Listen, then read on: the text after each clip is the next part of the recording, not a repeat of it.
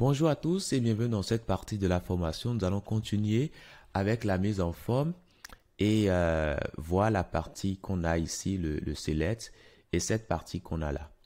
Donc du coup, je reviens alors au niveau du code ici. Et le select, nous allons agir sur sa couleur de fond aussi. Donc, je prends le select.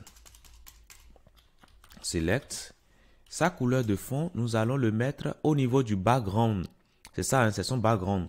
Donc, nous allons prendre le background ici et mettre ça là, tout simplement. Donc, si je viens là, voilà, j'ai la couleur de fond. Je ne veux pas de outline. Donc, outline, on peut l'enlever. Outline color, on peut mettre la couleur de tout à l'heure. Donc, var main color. Donc ça, c'est bon. Maintenant, pour l'instant, je trouve qu'il n'y a rien à dire pour l'instant. Maintenant, ici, cet icône-là, il faut qu'on lui donne la même couleur de fond. Il faut qu'on arrondisse également les bords tels que nous l'avons ici et qu'on centre tout ça. Donc, je reviens ici. Je revois l'élément. Les icônes sont au niveau de Search Icon ici. Donc, c'est déjà bien. Maintenant, moi, ce que j'ai envie de faire, c'est de centrer ce icône-là par rapport à la boîte qui garde tout. OK? Et je sais d'avance que cette boîte ici est flexible. Donc, pour centrer suivant l'axe vertical, aligne Item Center. Et là, je vois que c'est bien centré. OK? C'est bien centré. Mais attention, en faisant ça, je perds tout simplement le fait que mes éléments occupent 100%, occupent une hauteur de combien? De 50 pixels. Mais ce que je peux faire plutôt ici, si je fais ça, c'est pas grave, mais je peux éviter de le faire. OK? Si j'évite de le faire, j'aurai mes éléments qui vont occuper 100% de la hauteur. Maintenant, sur cet élément que j'ai là, je dirais que je veux de ça. Je veux que cet élément soit flexible. Donc, bien qu'en occupant 100% de la hauteur, mais cet élément est flexible, donc je peux alors dire que son contenu, je veux que ce contenu soit centré. Et là, il va m'obéir tout simplement. OK? Donc, ça, c'est bon. Maintenant, vu que j'ai pu faire cela, je peux maintenant donner une bordure à son conteneur et donner une couleur de fond. Donc, du coup, je prends le conteneur, donc point website details, point ça, et la couleur de fond, je peux prendre ça, tout simplement. Et quand je reviens ici, voilà, j'ai bien la couleur de fond. Je sais que par défaut, la hauteur, c'est tout simplement la hauteur du conteneur. Donc, je n'ai pas agi sur la hauteur, mais je peux agir sur la largeur. Le width, je mettrai 50 pixels. Comme je sais déjà par défaut que la hauteur, c'est 50 pixels, je mets une largeur de 50 pixels. Comme ça, j'aurai un carré. Et là encore, je peux aller beaucoup plus loin pour dire, ben, je veux centrer suivant l'axe horizontal, puisque là, vous voyez que c'est collé ici. Je veux pas que ça soit collé sur la gauche, donc je veux Justify Content Center. Pour centrer, voilà. Et ça, c'est bon. Une fois que ça c'est fait, maintenant, je vais penser à mettre une bordure, et puis arrondir les bords sur ce côté-là, okay, sur le côté droit. Alors, la bordure que je vais mettre, ce sera la même que j'ai utilisée pour les autres, pour l'input, ok? Donc, je mets cette bordure ici. Comme ça, c'est beaucoup mieux comme ça. Et je peux maintenant penser à arrondir. Donc, border radius. Alors, en haut, à gauche, ça ne nous intéresse pas. En haut, à droite, ça nous intéresse. En bas, à droite, ça nous intéresse. En bas, à gauche, ça ne nous intéresse pas. Donc, si je fais ça, vous voyez que j'ai bien l'élément qui est bien arrondi comme nous le souhaitons. Donc, ça, c'est bien. Par contre, ici, là, nous ne voulons pas de bordure là. OK? Là, non plus. On ne veut pas de bordure. Et en tout, on ne veut pas de bordure généralement. OK? Vous voyez que là, il n'y a pas de bordure au niveau de notre input. Bon, c'était bien au début de le mettre pour mieux voir nos éléments. Mais là, on n'en a réellement pas besoin. Donc, je l'enlève tout simplement. Je l'enlève aussi au niveau de l'input. Là aussi. OK? Et outline, on peut simplement dire on n'en veut pas. Outline, on peut dire tout simplement non, on n'en veut pas. OK? on n'en veut pas pour le select également. Donc, le select aussi, on n'en veut pas, tout simplement. Donc, pour l'instant, si nous regardons, voilà, nous avons ici, bon, il faut qu'on actualise correctement, hein. Donc là, nous n'avons pas, bon, ici, le border. Par défaut, il y a une bordure sur les inputs. On mettra un none là-dessus. Et par défaut, il y a une bordure sur les select également. Il faudra préciser hein, que c'est bien none. Donc là, c'est bon. Et comme ici, on veut qu'il y ait un léger espace, on peut le faire hein, tout simplement au niveau de l'input en mettant tout simplement border right, un pixel solide et puis white. Donc va tirer main color white. Voilà, tout simplement. Et là, on aura une petite coupure ici. Mais attention, attention. Quand j'ai mis ça, tout juste après, j'ai dit que je ne veux pas de bordure. Donc, c'est pas comme ça que je fais, c'est l'inverse plutôt je fais. Je dis d'abord dans une première, je supprime toutes les bordures et après maintenant, je crée une bordure à droite. Et normalement, quand je viens là, voilà, je vois bien la bordure ici. Parfait. Je ferai la même chose presque pour le select. Pour le select, je veux de bordure à gauche. Et là, je le mets là. Et à droite également. Donc, je mettrai aussi left. Et là, normalement, on voit que j'ai une petite bordure là et une petite bordure ici. Et je ferai pratiquement la même chose pour l'icône. OK? Mais ceci, ce sera le right. Non, attention, c'est le left plutôt. Left. Voilà, une marge gauche. Voilà, vous voyez que j'ai la marge ici. Hein. Voilà, donc je vais choisir mes éléments. Et là, tout avance bien.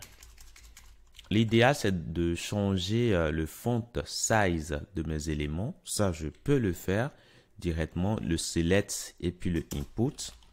Font size, je peux mettre 1.2 REM. Comme ça, le texte sera beaucoup plus visible. Voilà, là, c'est beaucoup plus visible comme ça. OK? Maintenant, ce qui nous reste maintenant, c'est cette partie qu'on a ici. On va commencer. Alors, cette partie-là, si vous voulez, vous allez voir qu'il y a un décalage ici. Pourquoi? Ben, inspectons pour voir, pour mieux comprendre. Quand on inspecte et qu'on vient sur cet élément-là, ben, c'est un élément H3 et par défaut, il y a une petite marge en bas.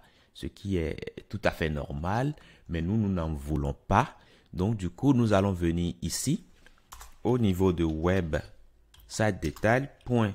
Nous allons prendre l'élément nav. Attendez, je vais voir bien, je vais voir correctement. Je descends ici. C'est plutôt call message, c'est ça. Hein? Mais en attendant, avant d'aller dans le fond, je vais prendre le conteneur déjà et je lui dis que on ne veut pas dépasser 50 pixels en hauteur. Je lui précise ça avant de commencer. Maintenant, qu'est-ce que je fais par la suite maintenant? Ben, je vais simplement cibler hein, cet élément H3 que j'ai dans call message. Donc, je le mets tout juste là. Je prends l'élément H3 et je dirais que la marge, pour l'instant, on ne met rien du tout. Je vais y revenir après si j'en ai besoin. Mais là, je ne mets rien du tout. Et puis, le font size, je veux mettre 0.8 REM pour l'instant. OK? Voilà. Là, je trouve que c'est beaucoup mieux comme ça. Maintenant, je peux déjà inspecter mes éléments. OK? Je regarde ici et ça, je vois que c'est bon. Mais attention, les éléments sont partis rester en haut. Mais moi, non.